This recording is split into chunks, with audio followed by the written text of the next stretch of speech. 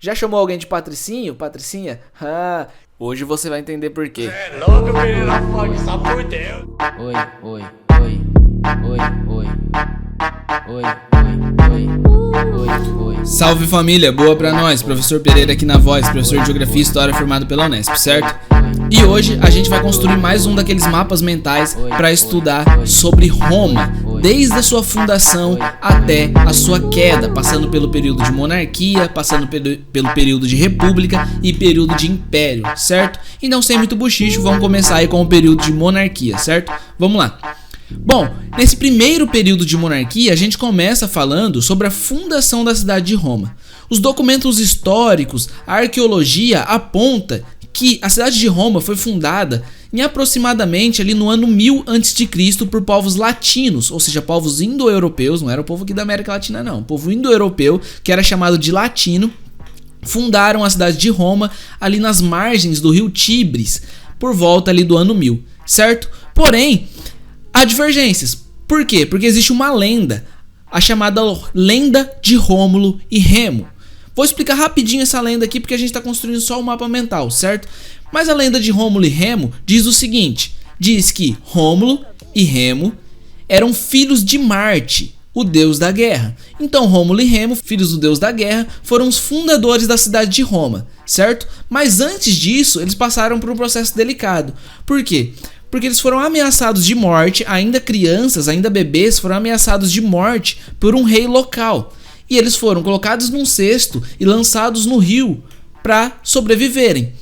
Depois de lançados ali no rio Tigres, eles foram resgatados por uma loba. E essa loba amamentou os meninos até que eles fossem resgatados por outra família. E após eles crescerem, eles fundaram a cidade de Roma, certo? Então essa lenda toda serviu para os romanos justificar o seu poderio militar, seu militarismo. Por quê? Porque eles diziam que os romanos teriam nascido dos filhos do deus da guerra, certo? Então os romanos usaram bastante essa lenda para justificar o seu militarismo, o seu poder militar, certo? Claro que a lenda tem muito mais detalhes do que isso, mas como estamos montando só um mapa mental, pra gente é o suficiente as informações, certo? Vamos para o próximo ponto. Quando a gente fala de período de monarquia, a gente geralmente está falando de reis, certo? A palavra mono significa um, arquia significa poder. Então, geralmente, quando a gente fala monarquia, a gente está falando de um poder centralizado na mão de um rei, certo? Então, o rei do período de monarquia de Roma Antiga concentrava poderes religiosos, executivos e judiciais, certo? Mas já nesse período já existia o Senado. Muita gente pensa que o Senado só surgiu no período de república. Não, o Senado já existia no período de monarquia. Porém, aqui no período de monarquia ele tinha menos poderes. Aqui nesse período de monarquia o Senado tinha só o poder de veto sobre as decisões do rei, que já é bastante poder, claro, mas não era o poder máximo. O poder máximo era o rei ainda, beleza? Bom, no final desse período de monarquia da civilização romana, os romanos foram conquistados pelos etruscos, um povo ali, uns manos que vivia ali mais pro norte. Eles desceram, foram ali pro sul e conquistaram a cidade de Roma por algum tempo. Essa conquista se dá aí aproximadamente em 600 a.C., certo? Depois de algum tempo de domínio etruscos, os romanos, os aristocratas romanos, os senadores romanos conseguem organizar um motim que consegue finalmente expulsar os etruscos de suas terras. Então, nesse momento que os etruscos são expulsos de Roma, acaba esse período de monarquia e inicia o período chamado de república. E qual que é a característica principal desse período de república? A característica principal é que o Senado agora passa a ser o órgão máximo da política romana, porque agora os romanos já não têm mais reis. Depois que eles expulsam os reis etruscos que estavam dominando a cidade romana, não tem mais rei em Roma, certo? Bom, então o Senado passa a ser esse órgão máximo, controlando se ia ter guerra ou não, controlando as finanças e etc. Isso começa em aproximadamente 509 a.C., o período republicano, certo? Vamos ver então os principais pontos desse período de república. É interessante destacar, por exemplo, que o Senado era o órgão máximo da política romana. Porém, só os patrícios participavam do Senado e só os patrícios por muito tempo participaram da política. E aí, professor Pereira, quem que é esse patrício aí? Já chamou alguém de patricinho? Patricinha? Quando a gente chama de patricinho, patricinha, a gente tá falando que os caras é boy, né? Que os caras é rico. E era mais ou menos isso mesmo. Em Roma, os patrícios eram os ricos, eram os grandes proprietários de terra, os aristocratas, quando a gente chama. Então era a classe mais alta da população. E de modo geral, só os mais ricos, só os boy participavam da política, que era quem tinha terra nesse momento, certo? Bom, o poder executivo na política romana, ele era formado por um corpo de magistrados. E aí, professor Pereira, o que é esse tal de magistrado aí? Vamos entender que esses magistrados eram mais ou menos a figura de ministros como a gente conhece hoje. Como assim? Cada ministro, cada magistrado controlava um setor específico da política romana. Por exemplo, tínhamos 2 cônsules. Os cônsules eram espécies de presidentes do Senado, que eles presidiam o Senado e as assembleias, certo? A gente tinha também o pretor, que era uma espécie de ministro da Justiça. Tínhamos também o questor, que era uma espécie de ministro da Fazenda, que controlava a economia, as finanças de Roma. E aí, sucessivamente, tínhamos vários magistrados, várias pessoas que concentravam esse poder executivo, certo? Bom, além disso, eles chegavam, em casos de crises ou de guerras, eles chegavam a eleger ditadores temporários para controlar crises ou guerras que acontecessem em Roma nesse período republicano, certo? Então era uma política bem diferenciada essa República Romana, beleza? Cabe destacar que a palavra república, ela significa coisa pública. Então começa a nascer na política romana uma questão de vida coletiva, compartilhada do Estado, de coisas públicas mesmo, certo? Além disso, a República Romana ela vai ser marcada por intensas lutas de classes entre patrícios e plebeus, certo? Patrícios, a gente já sabe que eram os boy, que era quem concentrava a terra, que eram os aristocratas, e os plebeus, quem que era? Os plebeus eram o povão, eram os trabalhadores, certo? A classe mais baixa ali dos romanos, certo? Então vai haver intensas lutas de classes. Como assim? Vai haver greves, vai haver até revoltas armadas, conflitos mesmo físicos entre patrícios e plebeus dentro da política romana. Vai ser muito marcado esse período de república por lutas de classe entre patrícios e plebeus. E aí, professor Pereira, e deu certo essas greves, essas lutas? Deu.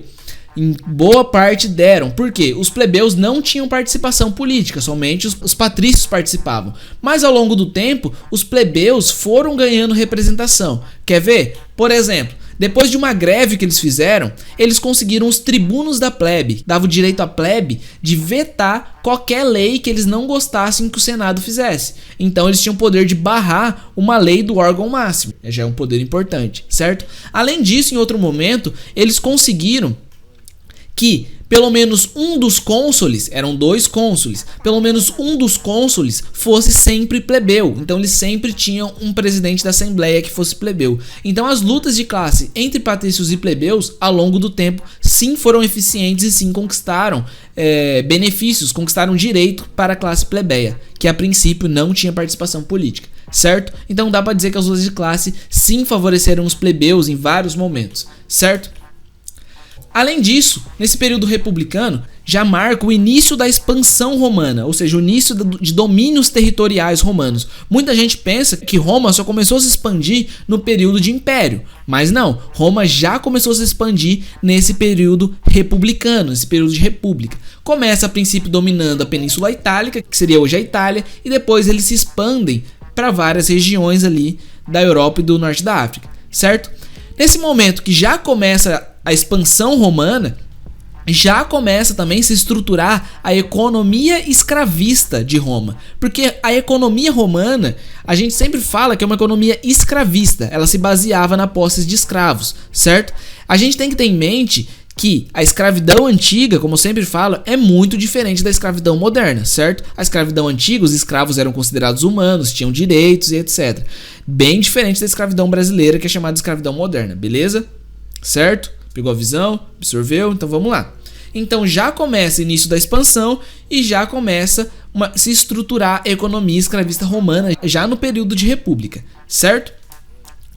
Além disso, Nessa tentativa de expansão romana, eles vão entrar em guerra contra os cartagineses. Quem que eram esses cartagineses? Os cartagineses eram os povos que viviam ali na cidade de Cartago, que fica no norte da África, certo?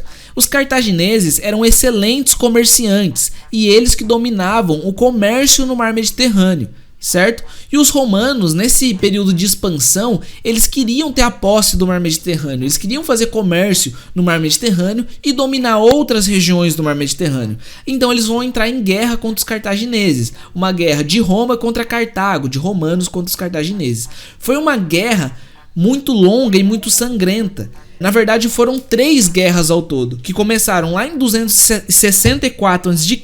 e só foram acabar em 146 a.C., ou seja, mais de 100 anos de guerras púnicas. E no final, na última guerra púnica, os romanos destroçaram a cidade de Cartago, queimaram a cidade de Cartago e houve uma carnificina muito grande nessa terceira e última guerra púnica, certo? Então uma guerra que marcou muito também esse período republicano. Beleza? Depois que eles vencem essas guerras púnicas contra os cartagineses, eles continuam a sua expansão aí por todo o mar Mediterrâneo. Claro que num processo lento eles vão expandindo. Eles mesmos chamavam o mar Mediterrâneo de Mare Nostrum, ou seja, nosso mar, porque agora eles que tinham a posse das rotas comerciais do mar Mediterrâneo, já que eles derrotaram os cartagineses, certo? Bom, e por fim, quando a gente fala de República Romana, a gente tem que lembrar novamente que o final da República Romana também foi marcado por revoltas, lutas de classe e etc, certo?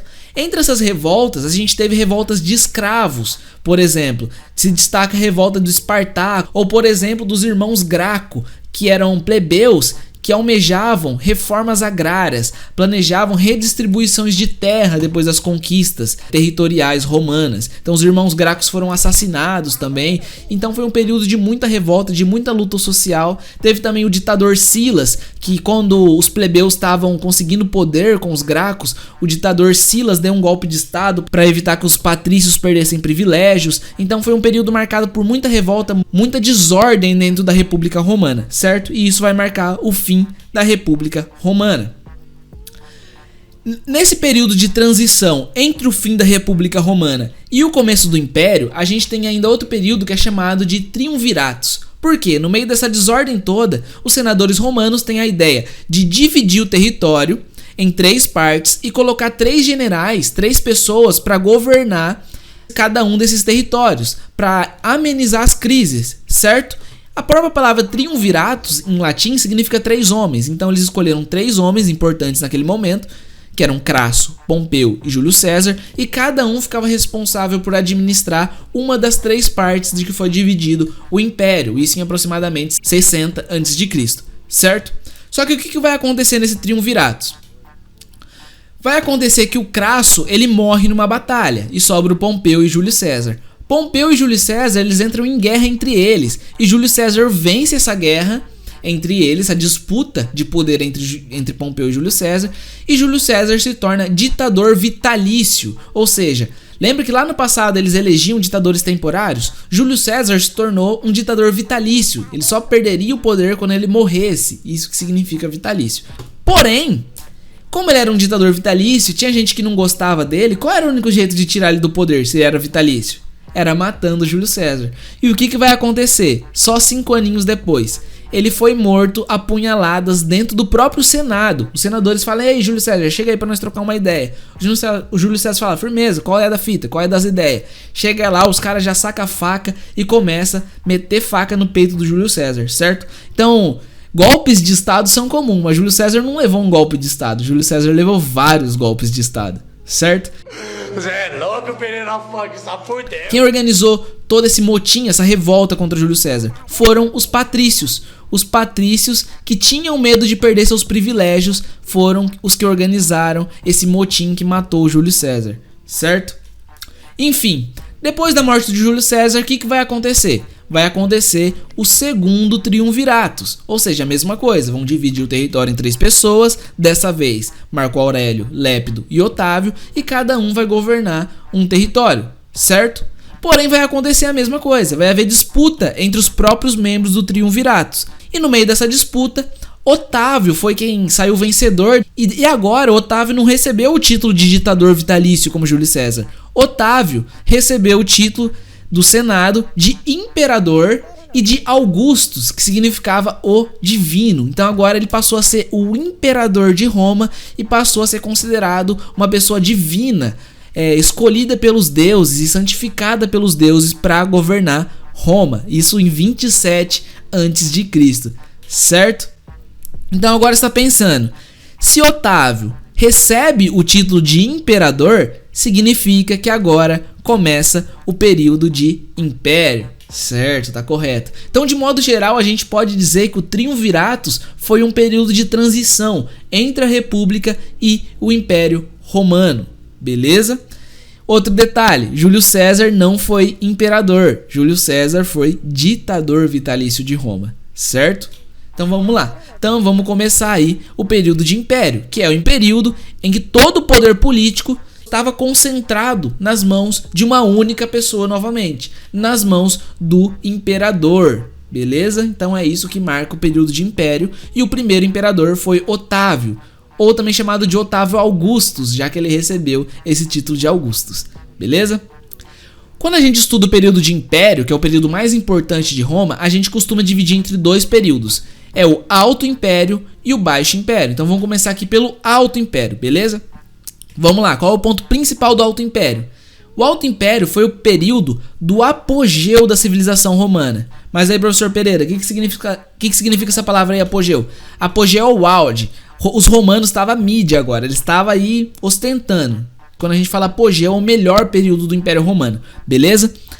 Além disso, eles chegaram na sua máxima expansão, dominando agora sim todas as margens do mar Mediterrâneo, até mais do que isso, chegando até na Inglaterra. Então eles, agora sim, eles tinham a máxima expansão e agora sim eles poderiam chamar de Mare Nostrum, que eles eram os donos do mar Mediterrâneo, certo? Virou um piscinão ali do Império, beleza? Isso no século II depois de Cristo já, por volta ali do ano 100 e pouquinho, beleza?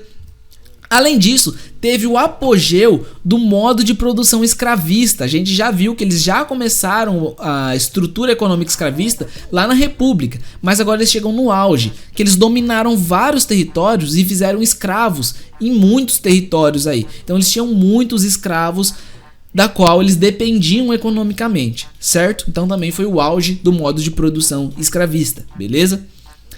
Também foi o período marcado por grandes construções. Por exemplo, os coliseus romanos, como a gente tem um em Roma até hoje, os aquedutos romanos que pegavam a água lá das montanhas, canalizavam essa água até a cidade de Roma, levando para os termas, levando para as cidades, levando para o imperador água fresca lá das montanhas.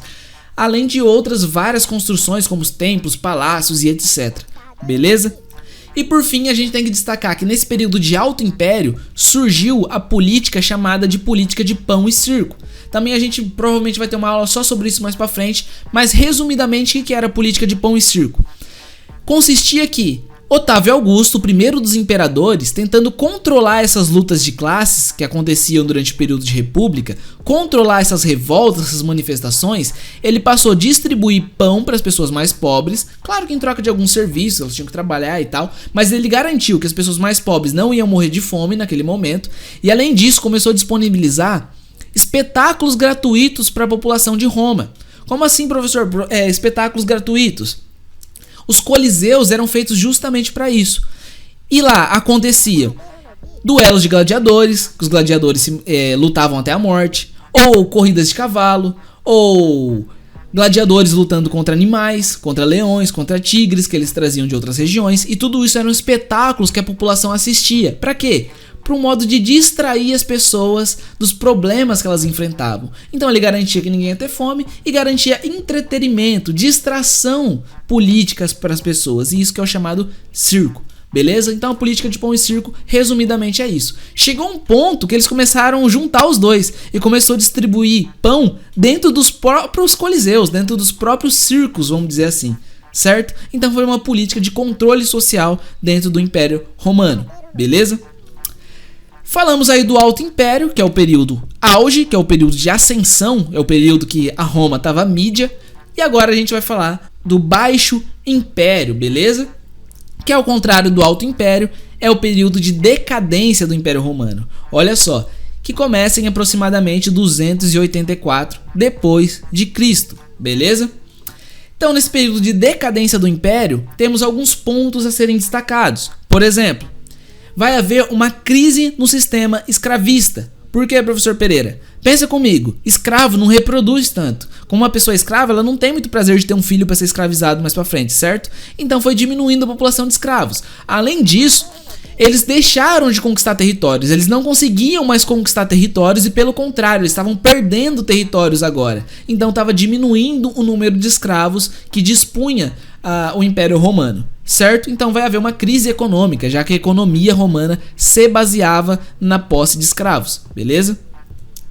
Além disso, vai haver novamente conflitos internos, principalmente conflitos políticos e militares. Vai acontecer em alguns momentos que alguns autores chamam até de anarquia militar dentro do Império Romano, porque militares do Império Romano, por exemplo, vão começar a destituir imperadores. Então o imperador não agradou os militares, a gente tira, mata ele, coloca outro no lugar. Então vai ter uma série de imperadores que vão ser tirados e colocados pelos militares, no que é chamado de anarquia militar. Além disso, voltam a ter conflitos com escravos, conflitos de lutas de terra, conflitos entre patrícios e plebeus, certo? Outro ponto, vai haver um impacto muito grande do cristianismo nesse momento. Cristo teria nascido ainda no Alto Império, certo? Porque o Alto Império começa aqui em 27 a.C. e vai terminar só em 200, beleza? Só que o impacto do cristianismo nesse período estava muito restrito aqui à região da Palestina, muito restrito aqui à região onde realmente Jesus andou, certo? O cristianismo só vai se expandir para o restante da Europa e vai chegar com força mesmo em Roma, na Itália, depois das cartas de Paulo, depois das viagens de Paulo. E isso lá por volta do ano 200, vai demorar um pouco para ter um impacto, uma força dentro do Império Romano. E vai impactar diretamente nesse declínio do Império Romano. Por quê? Os cristãos, eles eram contra, eles se contrapunham a autoridade divina dos imperadores. Então o imperador falava, eu sou Augustus, eu sou divino. Os caras falavam, sai fora, divino tem um só, nós é cristão, parça. Então vai haver um impacto. Além disso, os cristãos eles vão ser contra o escravismo e contra o militarismo romano. Olha só, se fosse hoje tinha muito cristão que ia estar defendendo. Olha só. É louco, Pereira Funk, está por Mas Deus. aqui nesse cristianismo verdadeiro, eles eram contra o escravismo e contra esse militarismo romano. Beleza? Então vai impactar negativamente sim o Império Romano e vai ajudar nesse processo de decadência do Império, certo? Além disso, nesse processo de decadência, tentando resistir de alguma forma, o imperador Constantino vai ter a ideia de dividir o Império Romano entre o Império do Ocidente e o Império do Oriente. Então ele vai dividir mais ou menos aqui o Império Romano e vai ter duas capitais inclusive, uma capital em Roma, na atual Itália, e uma capital em Constantinopla, na atual Turquia, e vai dividir o Império no meio, tentando aí sobreviver de alguma forma o Império que estava nesse processo de decadência, certo?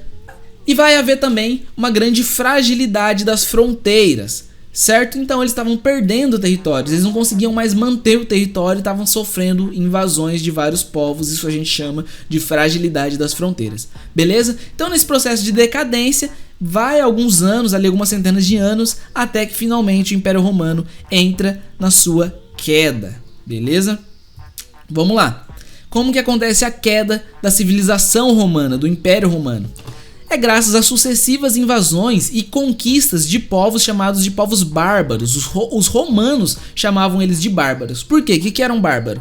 Um bárbaro, para os romanos, era todo mundo que não sabia falar latim. Então, para os romanos era simples. O cara não sabe falar latim? Ah, esse cara é bárbaro. Então, era uma espécie de xenofobia contra outros povos, certo? Mas, de modo geral, a gente chama esses povos de povos germânicos, já que eles vinham aqui da região da atual Alemanha, mais ou menos. E esses vários povos, que não eram únicos, eram vários, eram visigodos, ostrogodos, vândalos, francos e etc. Esses vários povos, eles foram aos poucos, bem lentamente, invadindo e dominando todo o território romano, beleza? E o fim do Império Romano se dá lá no ano de 476 depois de Cristo. Então aí nesse processo de 200 anos praticamente de declínio, até que finalmente a cidade de Roma é dominada pelos povos germânicos, pelos povos bárbaros, e marca o fim definitivo do Império Romano do Ocidente. Por que o Império Romano do Ocidente? Porque lembra que eles tinham dividido o Império? E o Império Romano do Oriente se manteve vivo aí por mais tempo. Mas já era uma outra cultura, já era uma religião um pouco diferente. Então a gente fala que o Império Romano do Ocidente teve seu fim aí, a civilização romana teve seu fim em 476 depois de Cristo, certo? Bom, essa foi uma aula bem extensa, aqui passando pelos principais pontos do Império Romano. Claro que cada um desses tópicos daria uma aula específica. A gente vai ter uma aula especificamente sobre o impacto do cristianismo em Roma, que tem muita coisa interessante. Mas por hoje é isso, já dá pra vocês terem uma grande noção aí e arrebentar aí no vestibular no Enem, certo? Então a gente fica por aqui. E aquela história, né, família? Se eu ajudei sua caminhada, fortalece meu corre aí também, certo? Curte esse vídeo, compartilha, ativa o sino, comenta aí, deixa suas dúvidas, suas perguntas no comentário, beleza? Faz aquele pix de R$1 também que tá ajudando o canal, certo? E é isso, a gente fica por aí. Fica com Deus, aquele abraço, certo? Boa pra nós!